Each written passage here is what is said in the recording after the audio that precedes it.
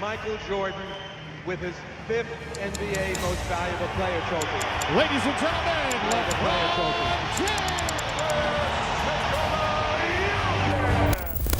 I got one more thing to say. He's too humble to say it, but this is the MVP right here. MVP of the league. Shea, it's a tough one, and Shea makes it look easy. Shea.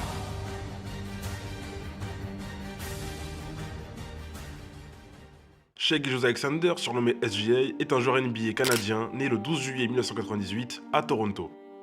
Contrairement à beaucoup de stars NBA, il n'a pas grandi avec un ballon dans les mains. Pourtant, le sport coulait dans ses veines.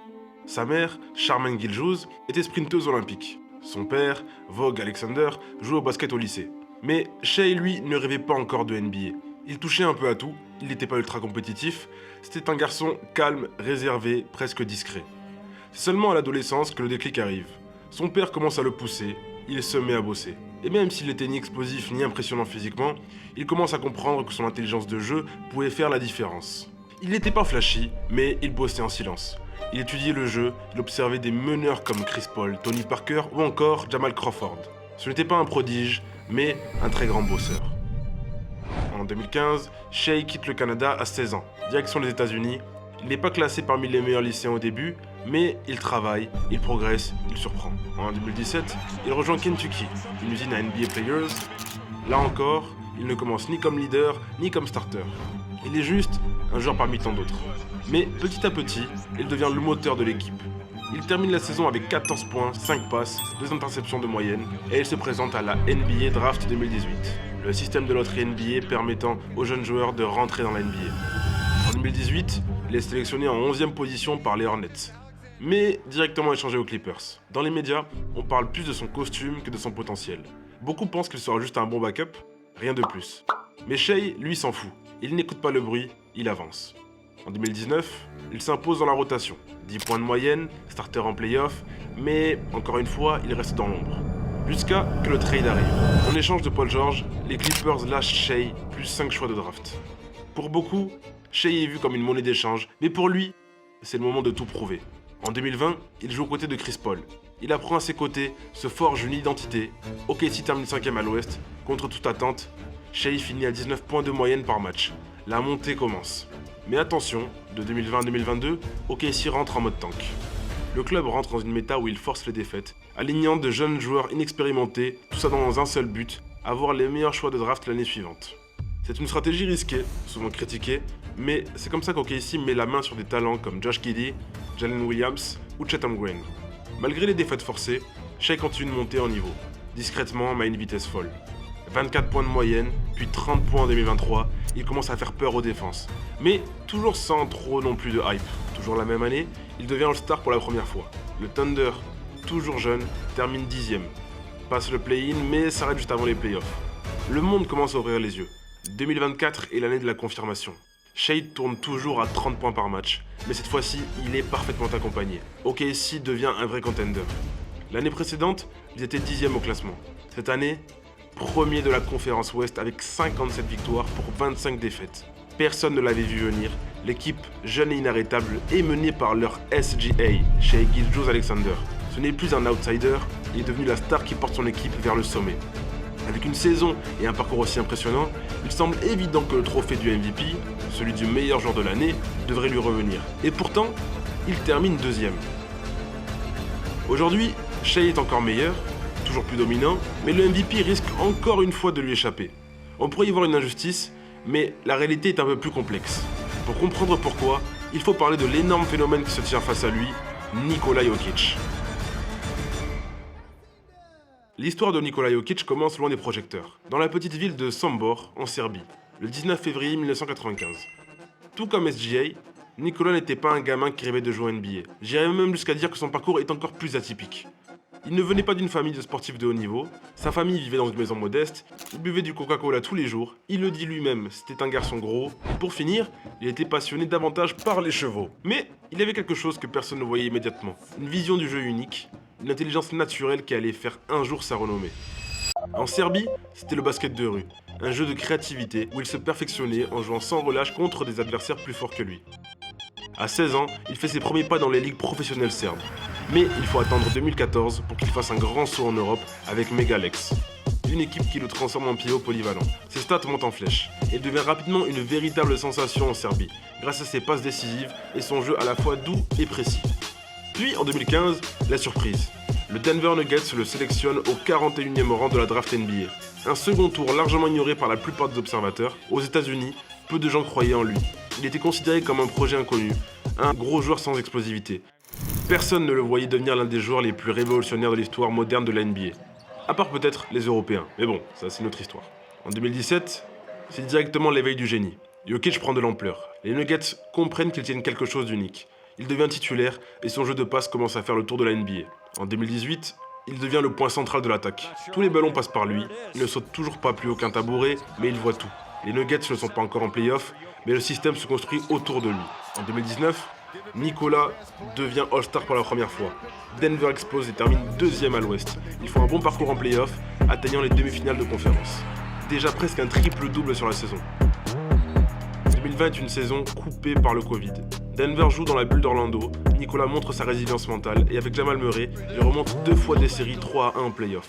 Ils vont jusqu'en finale de conférence, battus par les Lakers. En 2021, Jokic devient le premier pivot MVP depuis Shaquille O'Neal et surtout le premier joueur drafté aussi bas à recevoir ce trophée. Il domine la ligue avec une saison complète, monstrueuse. Ses stats sont folles. Aucun pivot de l'histoire n'avait jamais réussi à allier des stats aussi complètes avec autant de régularité. Le trophée lui est donc donné sans hésiter. En 2022, c'est le back-to-back. Malgré les blessures de ses coéquipiers, il porte son équipe à lui seul. Il termine avec une efficacité historique et devient MVP une seconde fois d'affilée. Il est le premier joueur de l'histoire à terminer une saison avec 2000 points, 1000 rebonds et 500 passes. Et comme si ce n'était pas suffisant, en 2023, il devient champion NBA. Jamal Murray et Michael Porter Jr. reviennent, Denver est premier à l'Ouest. En play-off, Jokic est injouable. Il balaye les Lakers 4-0 en finale de conférence et détruit Miami en finale NBA. Cette année-là, il prend le trophée des finales MVP, le titre NBA, mais étonnamment, pas le MVP qui est donné à Joel Embiid. Ce choix reste encore controversé aujourd'hui, car beaucoup disent qu'il le méritait amplement, mais nous y reviendrons plus tard. En 2024, Jokic continue à dominer sans forcer. Son basket a l'air facile, mais pourtant il est redoutable. Il marque, il distribue, il contrôle le tempo. Les Nuggets terminent deuxième à l'Ouest, juste derrière OKC, l'équipe de Shai. Et là, le débat fait rage. SGA est un scoreur chirurgical, clutch et solide en défense, alors que Nikola Jokic, lui, est un pivot hors norme qui orchestre chaque action avec une intelligence rare et une passe toujours juste. Vous l'avez compris, Jokic remporte le MVP. Mais pourquoi ? Car son jeu ne cherchait pas le show ou les highlights flashy. Ce qui le distinguait des statistiques historiques, quasiment un triple-double avec plus de 60% de réussite, et une capacité unique à rendre tout le monde autour de lui meilleur. Il était, et est toujours d'ailleurs, le pilier des Nuggets. En NBA, son influence sur le jeu est tout simplement inégalée. Bref, les Eagers, on en arrive à aujourd'hui. Cette année, le débat est encore plus intense. La communauté basket n'a jamais été autant divisée pour déterminer qui le mérite le plus. Sachant que je fais affronter des joueurs dans les vidéos, ça aurait été dommage de ne pas en parler. Alors aujourd'hui, on ne va pas déterminer qui est le plus fort, mais plutôt qui mérite le titre de MVP de 2025. J'en profite, mes vidéos me prennent beaucoup de temps, donc si mon travail vous plaît et que vous souhaitez m'encourager et me soutenir, n'hésitez pas à liker et à vous abonner, ça m'aide énormément. Secondo, je vous donne rendez-vous sur mon Instagram car je prévois des concours et des annonces pour peut-être les 1000 abonnés. Vu l'évolution de la chaîne, je pense qu'on est peut-être bientôt. Donc, foncez aussi faire grandir la communauté là-bas. Allez, on repart dans la vidéo. Alors, repartons sur les bases. Déjà, c'est quoi le MVP ? Le Most Valuable Player, ce n'est pas juste le joueur qui a les meilleures stats. C'est plutôt le joueur le plus précieux de la saison. Celui qui transforme son équipe, la tire vers le haut et devient presque le facteur X de la NBA. C'est en fait un mix entre beaucoup d'éléments. Attention, ça va devenir un peu technique. Accrochez-vous. Statistiques individuelles, quand tu regardes ses stats, tu sais direct qu'il a dominé le match. L'impact sur l'équipe, avec lui, le terrain, l'équipe joue mieux. Victoire de l'équipe, il ne joue pas pour briller et joue pour gagner. Leadership, il inspire et guide les autres naturellement. Régularité, ça ne doit pas être une star d'un soir, il doit livrer la même intensité à chaque match. Et enfin, pour finir, storytelling, le narratif. Il doit avoir cette aura de mec en mission, comme si l'histoire était déjà écrite. En résumé, un MVP doit être un joueur qui a des stats incroyables, qui impacte positivement son équipe et qui maintient une certaine constance tout au long de la saison. Comparons donc nos deux joueurs sur cette saison 2025 sur les points que je viens de citer. Qui a les meilleures statistiques individuelles ? Si vous avez bien suivi jusqu'ici, vous avez sans doute déjà la réponse. Les statistiques de Jokic sont tout simplement terrifiantes. Là où Shai brille particulièrement sur le plan offensif, avec des chiffres légendaires qui surpassent des exploits que seul Jordan avait réussi à atteindre, Jokic lui a réalisé une saison avec une moyenne de triple-double, devenant le premier pivot de l'histoire à accomplir cet exploit. Il termine la saison avec des statistiques phénoménales, 29,2 points, 12,8 rebonds, 10,3 passes décisives par match, un exploit qui le place parmi les plus grandes légendes de la NBA. Seuls 2 joueurs avant lui avaient réussi à réaliser cela. Ce détail est d'autant plus impressionnant pour Shai, car malgré ses performances exceptionnelles, il termine quand même la saison avec 32,7 points, 5 rebonds et 6,4 passes par match, des stats qui auraient suffi à écraser la concurrence dans n'importe quelle autre année. Il se retrouve confronté à l'exploit historique de Jokic, un véritable tournant dans l'histoire de la NBA. Sur ce point-là, Jokic l'emporte. Impact sur l'équipe, là le débat devient particulièrement intéressant, car bien que les deux joueurs soient les piliers incontestés de leur équipe respective, leur impact diffère profondément. Shai Gilgeous-Alexander, en tant que scoreur et leader, est sans doute l'un des meilleurs attaquants de la NBA. Son mi-distance est imparable, il dispose d'une panoplie de techniques offensives et surtout, il est ultra clutch. Capable de prendre les choses en main dans les moments décisifs, c'est sur lui que les Oklahoma City Thunder comptent pour faire la différence à chaque instant. De son côté, Nikola Jokic est le cerveau des Denver Nuggets. Presque tous les ballons passent par lui et son impact sur le jeu est exceptionnel. Il orchestre tout, transforme chaque action en une opportunité pour ses coéquipiers et son absence se fait immédiatement ressentir. Beaucoup de gens ici donneraient le point à Jokic, qui semble avoir un plus gros impact sur son équipe, mais je voulais nuancer un peu ma réflexion. Ici, je vais diviser, mais écoutez-moi bien avant de commenter. Jokic évolue dans une équipe qui a besoin de lui pour briller. Son impact est donc crucial. En revanche, Shai évolue dans une équipe déjà compétitive, qui gagne même quand il n'est pas sur le terrain. Là réside la question. Qu'est-ce qui est le plus difficile ? Se démarquer dans une équipe de haut niveau ou dans une équipe qui manque de repères ? Pour moi, il est plus impressionnant de se distinguer et d'avoir un impact majeur dans une équipe forte. En d'autres termes, Shai arrive à apporter un impact monumental dans une équipe déjà très forte. Il n'est pas qu'un simple atout dans une équipe qui pourrait se passer de lui, il porte cette équipe à un autre niveau. C'est pourquoi je donne le point à Shai, car elle démontre que même dans une équipe bien structurée, son impact reste énorme, ce qui est un signe de sa grandeur en tant que joueur. Point pour Shai. Victoire de son équipe. Cette catégorie est un autre point où Shai prend clairement l'avantage. Son équipe est première de la conférence, et ce, depuis 2 ans consécutifs. Le bilan de cette saison est tout simplement historique. 67 victoires pour seulement 14 défaites. D'un point de vue strictement statistique, OKC est la meilleure équipe de la ligue cette année. En revanche, Jokic et les Denver Nuggets peinent à atteindre ce niveau. Bien qu'ils aient réussi à remonter jusqu'à la 4e place de la conférence, ils restent bien derrière OKC avec 17 victoires en moins. Leur bilan ne peut donc rivaliser avec l'excellence d'OKC. Il n'y a donc pas besoin de s'attarder trop longtemps sur cette catégorie. Point pour Shai. Leadership, c'est un aspect complexe à évaluer, car il englobe bien plus que des stats. Il s'agit de la capacité à inspirer, à motiver ses coéquipiers et à être décisif dans les moments cruciaux. Je pense l'avoir assez répété, Shai est le leader incontestable d'OKC. Il a une mentalité de tueur, il est capable de prendre la tête de son équipe dans les moments décisifs et a une confiance en soi qui se communique à ses coéquipiers. Il porte l'équipe offensivement, mais aussi mentalement. Son calme dans les situations tendues et sa capacité à rester concentré sous pression font de lui un leader naturel. Nikola, en revanche, est un leader différent. Il est le cœur stratégique et intellectuel des Denver Nuggets. Son leadership ne se voit pas forcément dans l'aspect émotionnel ou le côté spectaculaire de son jeu, mais plutôt dans sa manière de guider ses coéquipiers sur le terrain avec des passes, des décisions et une vision de jeu exceptionnelle. En termes de leadership émotionnel, Shai semble donc avoir l'avantage, surtout si l'on parle de l'impact psychologique direct qu'il exerce sur son équipe. Mais en termes de leadership stratégique, Jokic est un maestro.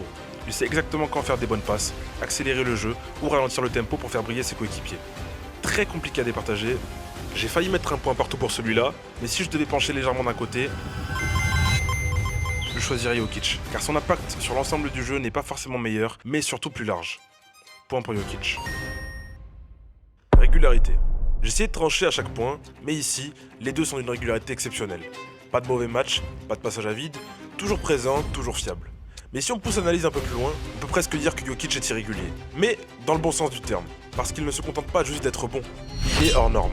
Un 31, 21, 22 par ici, un 61, 10, 10 par là, ce n'est pas juste de la constance, c'est de l'explosivité maîtrisée. Shai de son côté, c'est la constance dans l'élégance. Toujours autour des 30 points, parfois 40, voire 50. Il reste clutch et ultra fiable, match après match. Mais pour les performances titanesques de Jokic, je me permets cette fois de lui attribuer le point. Storytelling, c'est un point un peu particulier, presque intangible, mais il compte énormément. Dans l'esprit américain, le titre de MVP ne se repose pas uniquement sur les chiffres ou les performances brutes. Il y a aussi une dimension émotionnelle narrative. J'en ai parlé tout à l'heure, rappelez-vous du MVP 2023, remporté par Joel Embiid. Statistiquement, Jokic était encore une fois monstrueux.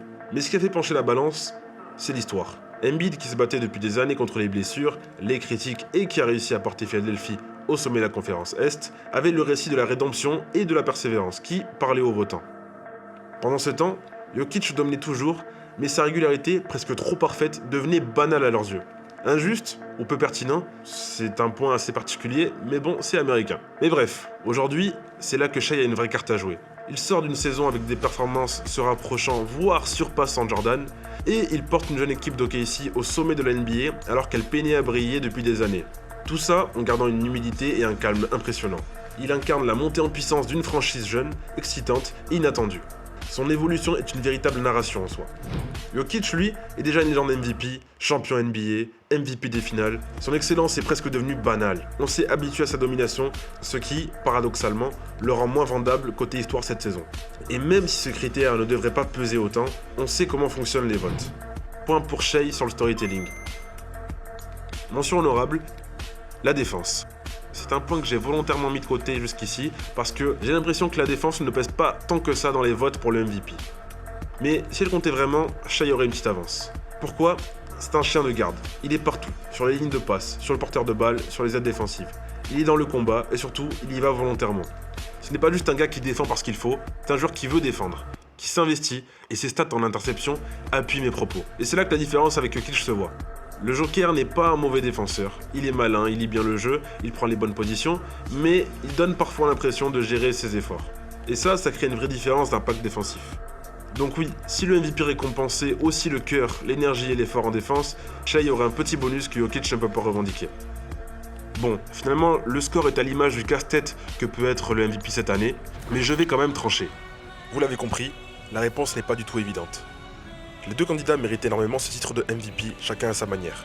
Il est très difficile de trancher entre Shai Gilgeous-Alexander et Nikola Jokic. Personnellement, je serais ravi de voir Shai couronner MVP cette année. Il est exceptionnel par sa constance, sa capacité à porter le Thunder sur ses épaules, et son niveau individuel qui est tout simplement remarquable. Mais si l'on se fie à la logique NBA et à l'histoire des précédents MVP, il est difficile d'ignorer que Jokic mérite aussi largement ce trophée. Prenons un instant pour revenir en 2017, l'année où Russell Westbrook a remporté le MVP. A l'époque, il était l'indiscutable leader d'OKC avec des statistiques historiques. Un triple-double de moyenne sur la saison, tout comme Jokic aujourd'hui. Pourtant, son équipe n'avait pas un bilan exceptionnel, et certains lui reprochaient même de privilégier les stats aux résultats collectifs. En face, James Harden affichait un profil très proche de celui de Shai. Des stats solides, un excellent positionnement au classement, et un impact fort dans une équipe bien classée. Et pourtant, c'est l'exploit historique de Westbrook qui a pesé dans la balance. En fait, ce qui est frappant, c'est à quel point la configuration actuelle ressemble à celle de 2017, mais avec une nuance majeure. Jokic aujourd'hui, c'est Westbrook 2017 en mieux. Des stats comparables, voire supérieurs, un meilleur bilan collectif, et surtout un impact colossal sur le jeu de son équipe. Et c'est là d'où part mon raisonnement. En 2017, la NBA a ignoré le classement pour récompenser une performance individuelle historique. C'est pourquoi, aujourd'hui, si on suit cette logique, Jokic mérite encore plus que Westbrook à l'époque. Il a des meilleures stats et aussi un meilleur classement. Donc, si la NBA veut rester cohérente dans sa logique de vote, Nikola Jokic doit être MVP cette année. Cela dit, si Shai venait à l'emporter, d'ailleurs j'ai vu qu'il était favori au niveau des votes, je ne serais pas déçu, il le mérite aussi amplement, et entre nous, je le préfère. Mais bon, objectivement, au vu de tous les éléments que j'ai cités, il serait difficile d'affirmer qu'il mérite plus le MVP que Jokic. Verdict, Nikola Jokic remporte ce duel. Ah là là, elle fait mal cette vidéo. Bon, les Eagers, c'est une fin de vidéo, j'espère qu'elle vous aura plu, j'ai essayé d'être un peu plus pertinent que d'habitude. Comme d'habitude, on essaie de s'améliorer. N'hésitez pas à envoyer de la force, à partager la vidéo, à liker la vidéo. Et on se retrouve pour un prochain duel au format classique. Mais avant ça, j'aurai une annonce. Une vidéo spéciale va arriver. Bref, vive le prochain duel. Ciao les Eagers.